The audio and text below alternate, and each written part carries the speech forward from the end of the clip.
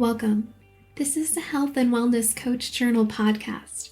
I'm your host, Dr. Jessica Singh, the founder and CEO of the Center for Health and Wellness Coaches. This is a podcast for coaches to explore topics related to health, wellness, and coaching, sharing knowledge and sharing light.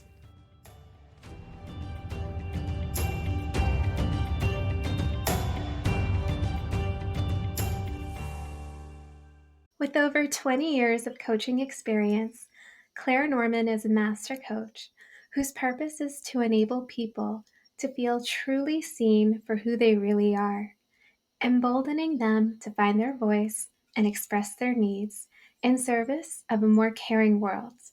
With that end goal in mind, Clare is on a mission to encourage coaches to be more vocal about coachability, expecting more of coaching custodians and thinkers alike, such that those thinkers are coaching ready. With an international following of both her coaching peers and senior leadership, Clare is making a difference to the world of work via the professional application of coaching. Welcome, Clare. Thank you so much, Jessica. It's really nice to be here with you today. It's a treat. I'm a fan of your work. I have read all of your books, The Mentor Coach, Transformational Coaching, and I'm excited to be here with you to discuss cultivating coachability. Lovely. Yes, it is my third baby, I suppose you would say. It's my current favourite baby, but don't let the other two hear me say that. As an introduction to your third current baby, just for our listeners who maybe haven't had a chance to read this yet, would you mind just summarizing what your book is about? Yeah, so it's written for coaches to enable them to understand that what they're going through is normal, that we all face so many quandaries around coachability. And this is because of the setup of coaching, whereby the people that we work with have not been screened enough for coaching readiness. Now, it could be that we as coaches could take responsibility for that if we are working with private clients, but if we're working in organizations or through platforms or associate companies, then I would have a higher expectation on these coaching custodians that you mentioned in the intro there. Coaching custodians being the people in organizations who have the responsibility for making sure that coaching is a success for their organization. And so I think as coaches, we can call on coaching custodians to step up, to do a better job of screening for coaching readiness, such that we then can have a compatibility call, which gets down to business without having to do the screening stuff because it's done already. So at the moment, we're trying to fit too much into a compatibility, or what most people call a chemistry call. And it's trying to cover too much, none of it well enough.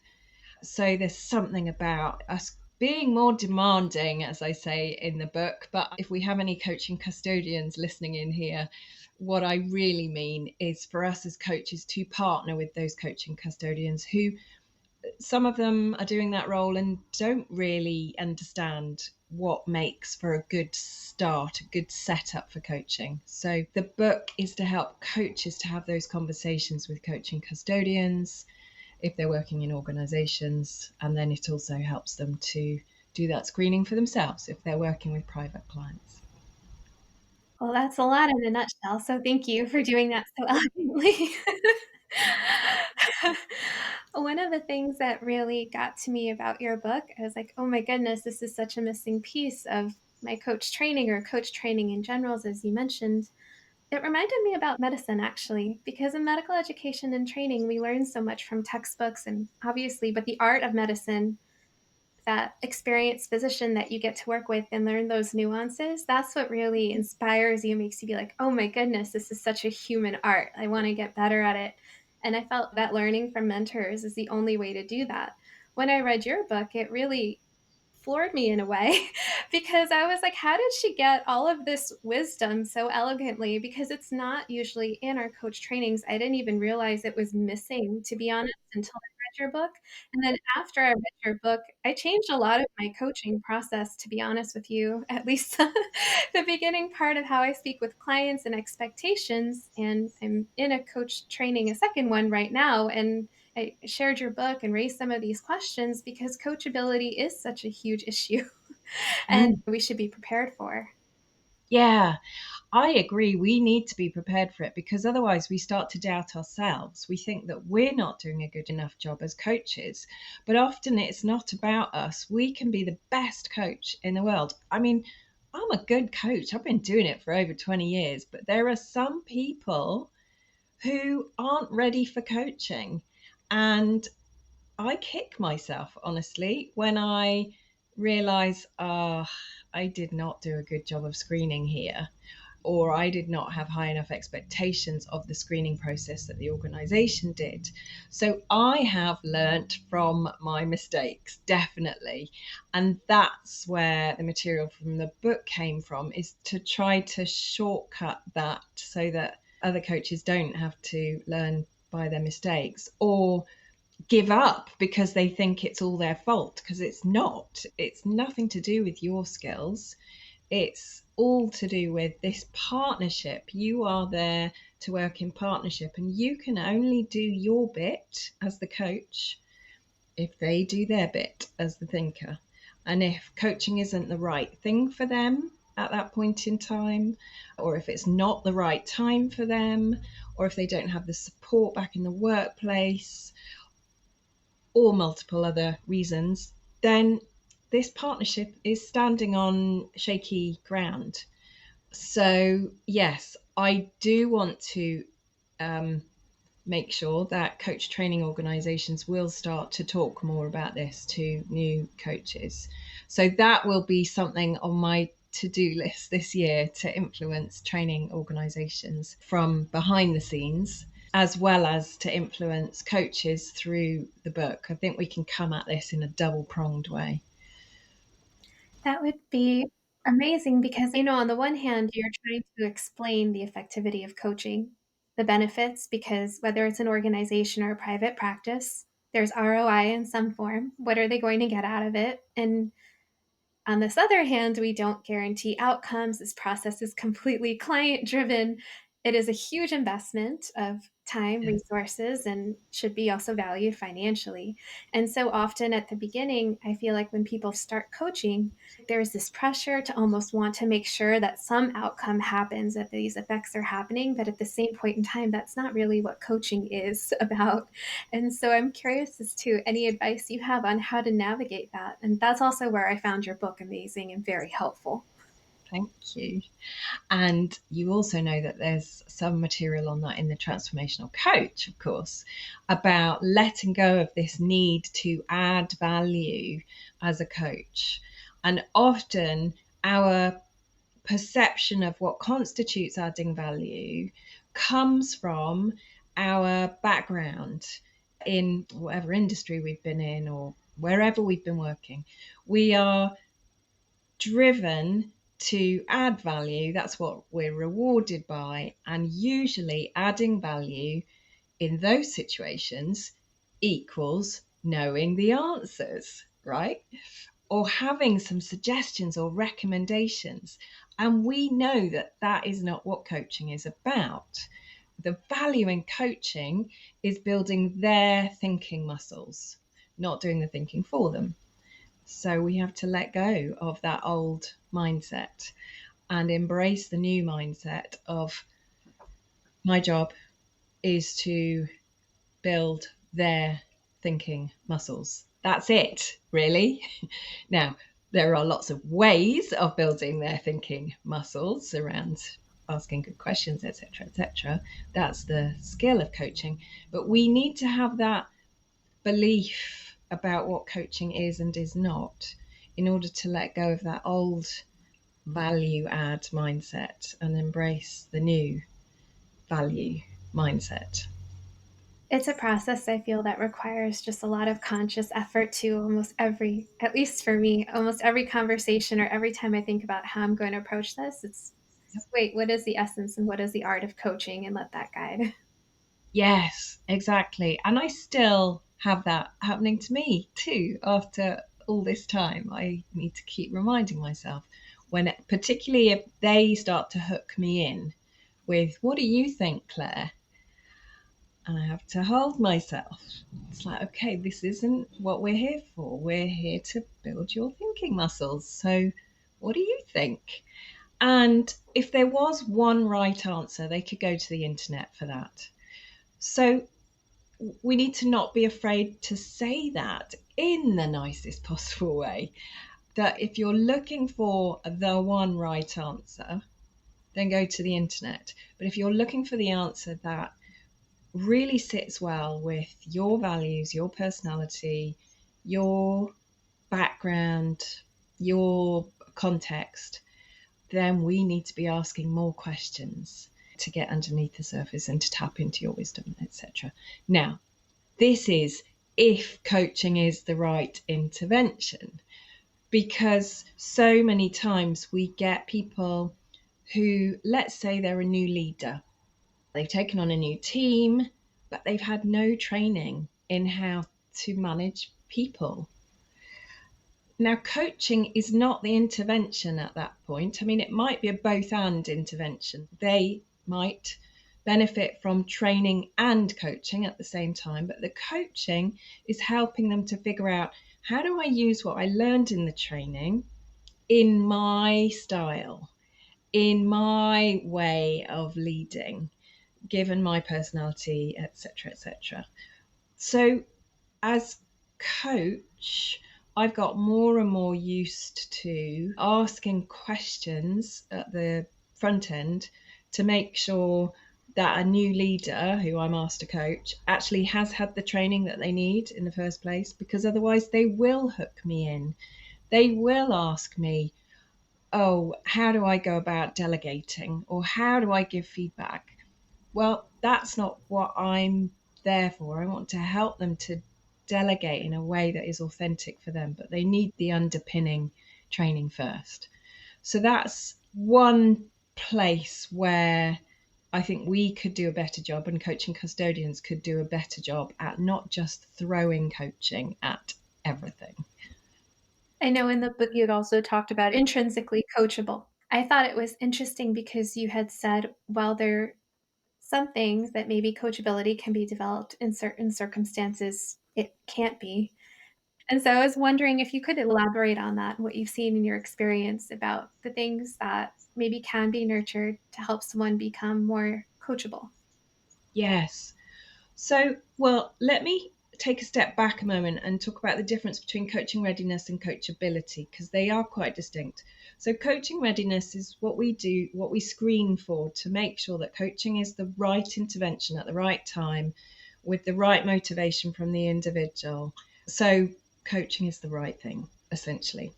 Once we've screened for that and we have agreed that we are compatible to work together, then coachability starts to kick in. I mean, it's there all the time, but that's when our job as coach is to draw that coachability out of them, particularly if they've never been coached before, because they won't be used to having to think for themselves.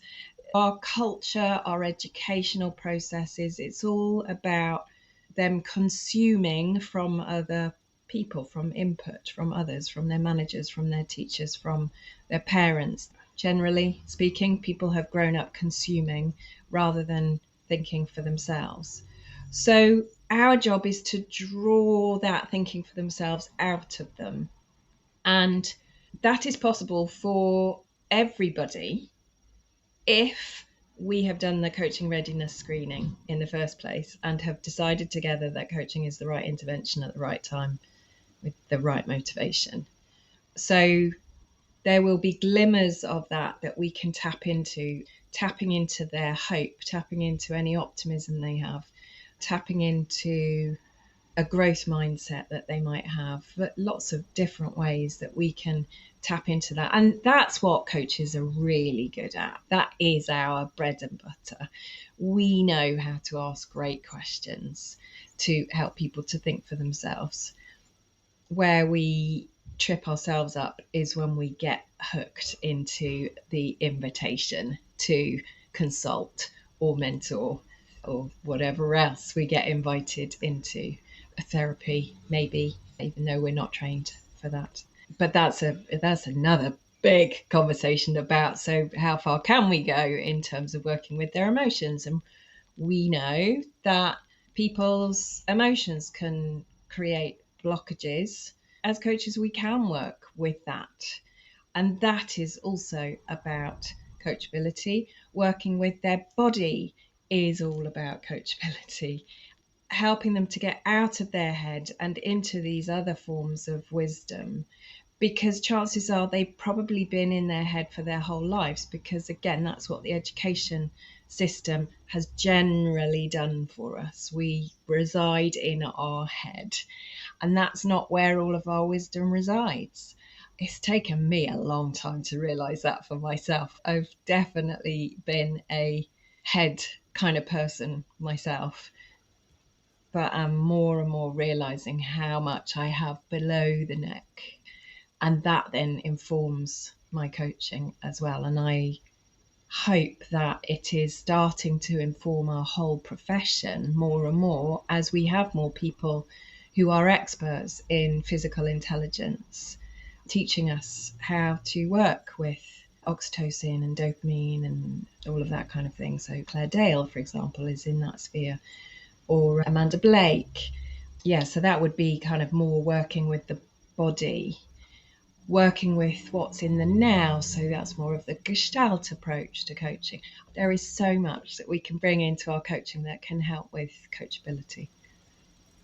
Thank you. And for that clarification too about when we may get hooked in or realizing the role of a coach. And so often when you talk about physician burnout or coaching for burnout, there's a lot of from the coach, "Oh, I've been there, so I understand where they're coming from, and, what is this little temptation to have you thought of this, or may I make a suggestion?" And just do it every now and then it really Yeah. requires a lot of self-management not to do it.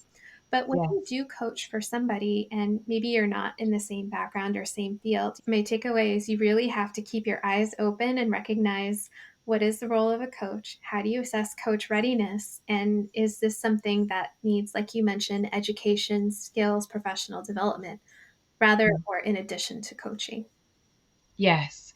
And we don't have to make that decision ourselves. It is a joint conversation with the thinker and or with the organization of which they are a member. So it's not all down to us to figure this stuff out. We don't want to take that whole burden on our shoulders.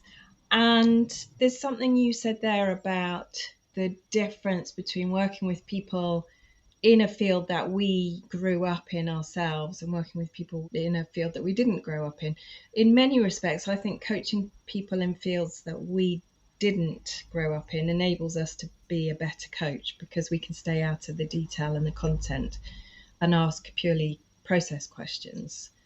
I also think there is something about the culture we grew up in. I think so many of us in the Western world, particularly, have grown up in a capitalist kind of society, that we're swimming in that same water as the people who are driving themselves to burnout. So I think being on the outside of that, we have a duty of care to these people who are driving and driving and driving. And this is new thinking for me, by the way, which is why I'm stuttering a bit. But a duty of care to enable them to notice what is going on for them, what small actions of, let's call it rebellion, can they opt for that can bring themselves back into a steadier state health wise. Because if they don't do it for themselves, their organizations are not going to do it.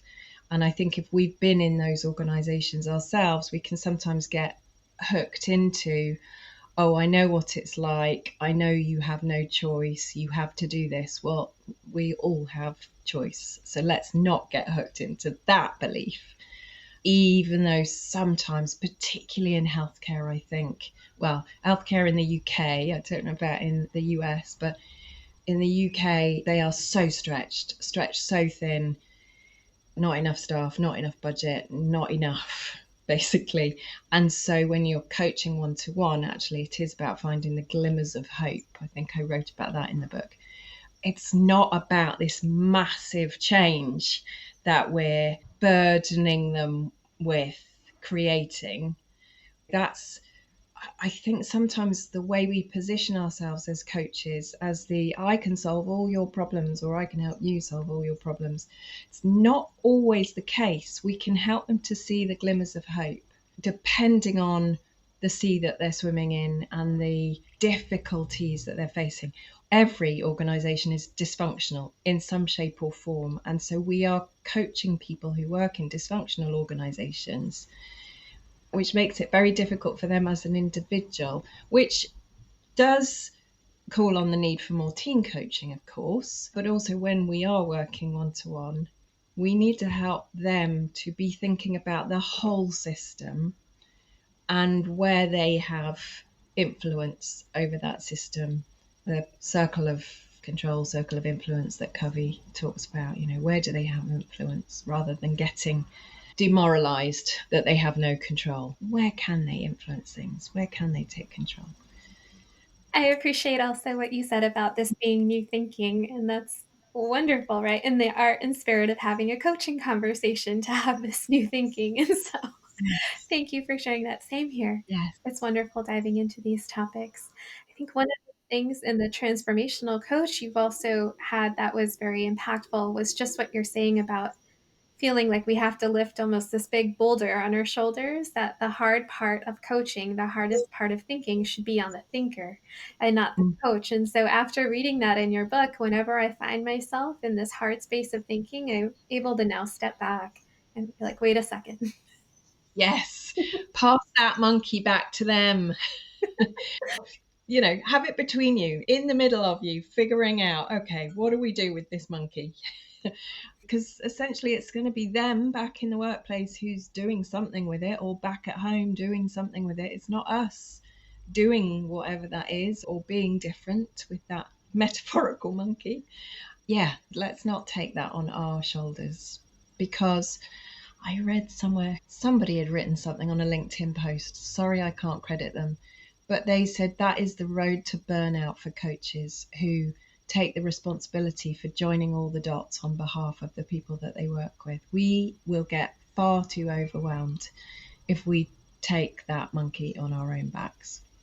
And our dots would never look like the thinker's dots. Right.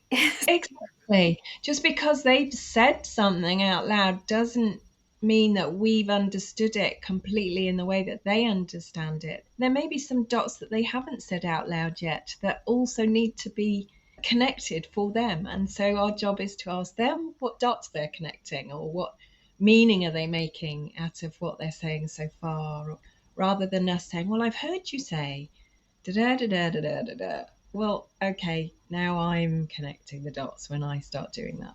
What is it that they're hearing themselves say? And what you had said too about those glimmers of hope, it came just as you were saying that one of the things I love about coaching is the unconditional positive regard we have for our clients and how we approach them as wise, resourceful, and whole. So, for instance, I think there was a post from the International Coaching Federation on social media recently how over 40% of coaches in the last year had said they referred somebody or client to a mental health provider. And Mm. even just people are very intelligent and they know what resources they may or may not need. And so, just heightening that self awareness and helping them realize what resources they can tap into seems much more in alignment than saying, you need to go here. That almost seems like a referral or a diagnostic, and that seems out of scope, even though we're responsible for it. Yeah, yeah.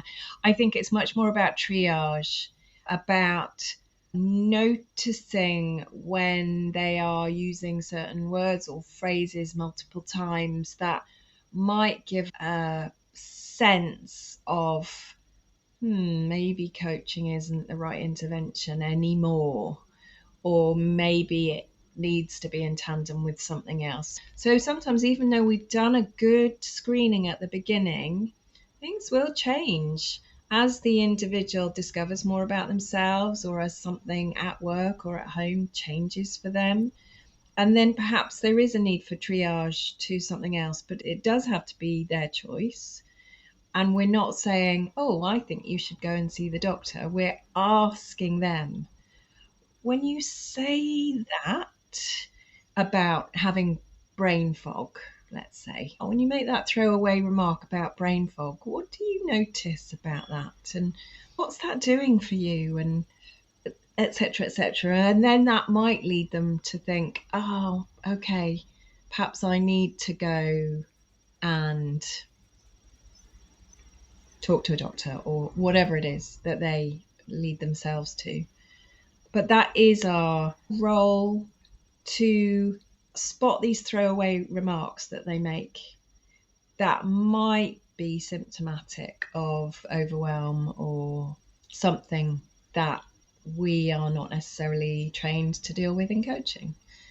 I think often coaches want to know, what is the absolute line of when I have to stop coaching and something else kicks in? Well, there isn't one.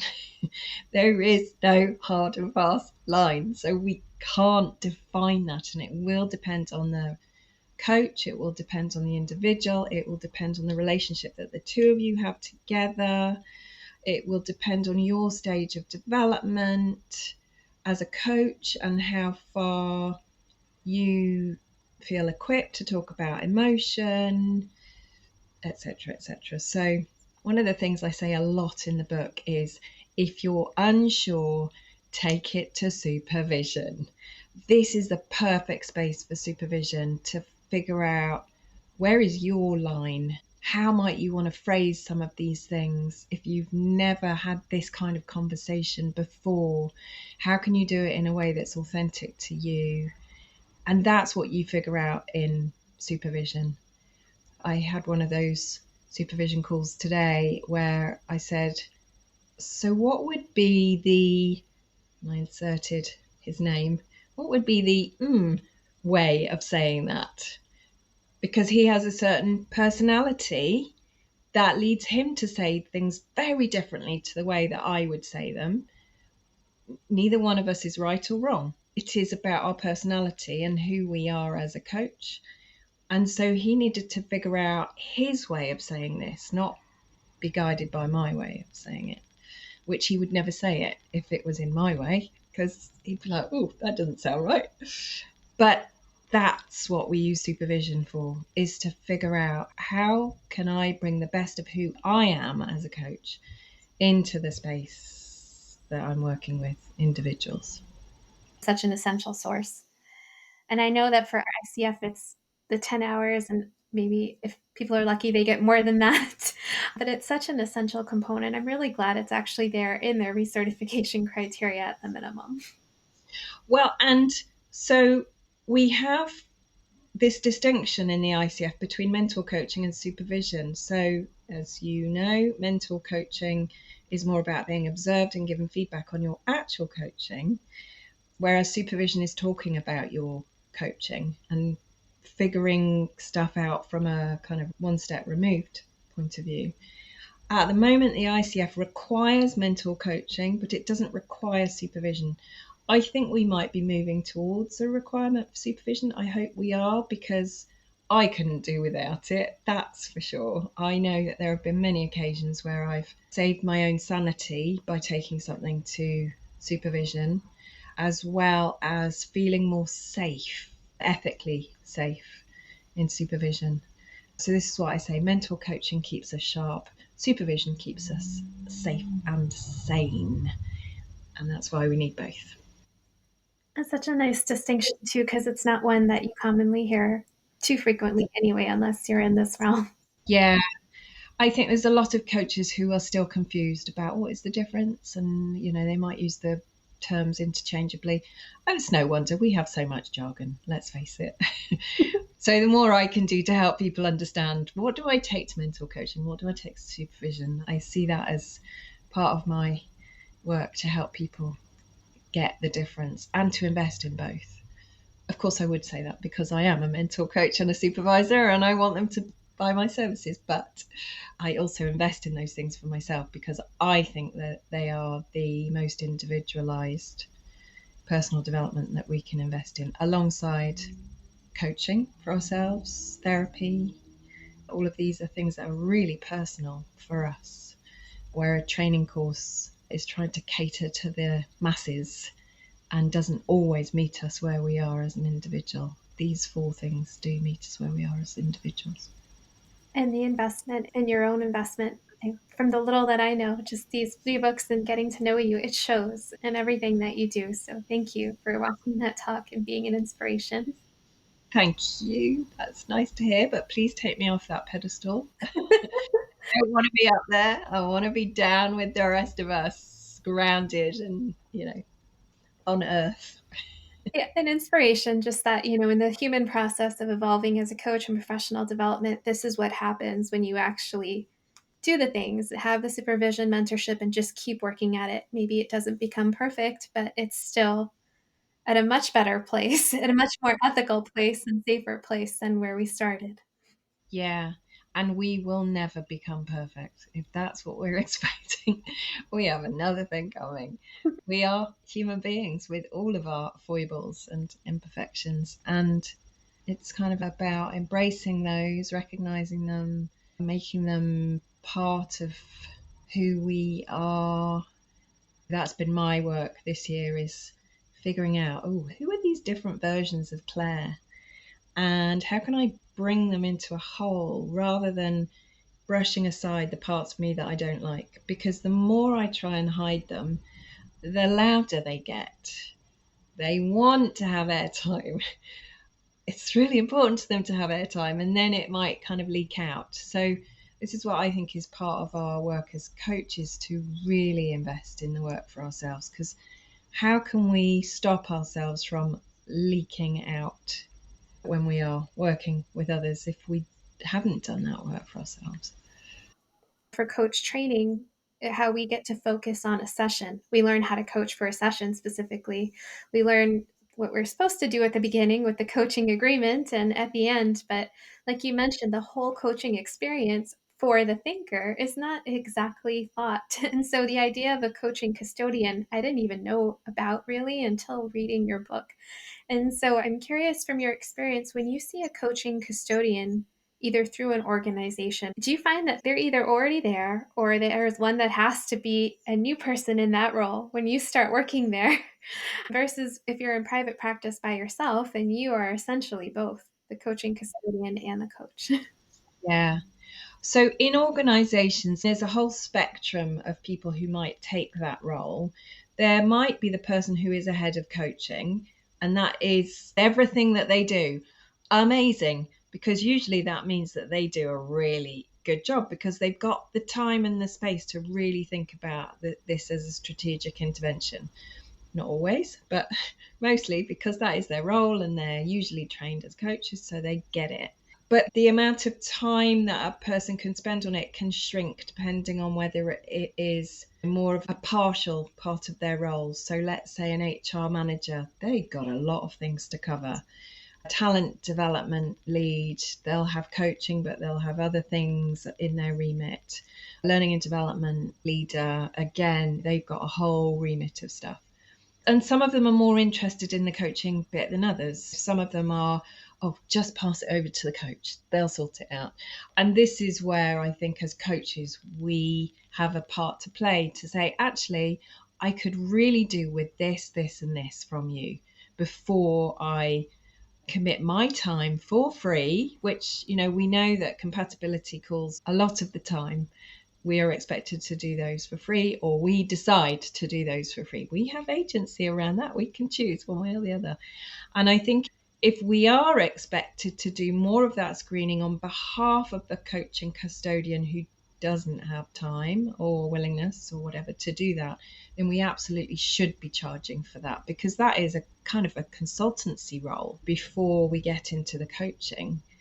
Different, very different ways, shapes, and forms of coaching custodians and how it can occur. And it's an important role.